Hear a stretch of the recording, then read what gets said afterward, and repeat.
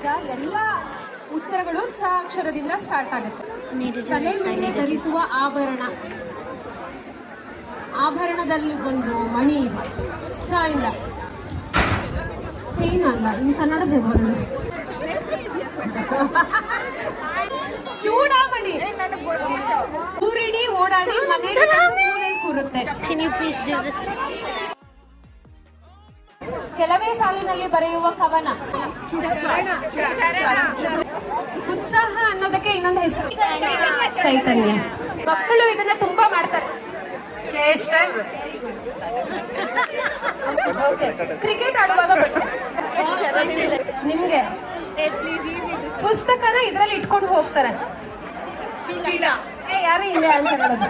ಮಸಾಲೆಗೆ ಬಳಸುವ ಕಂದು ಬಣ್ಣದ ವಸ್ತು ಚಕ್ಕೆ. ಗಿಡದಲ್ಲಿ ಅರಳು ಸುಗಂಧಿತ ಪುಷ್ಪ.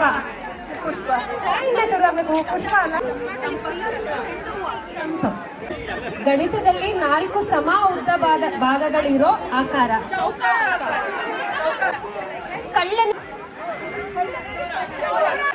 ಹಣ್ಣು ಕತ್ತರಿಸಲು ಬಳಸೋದು.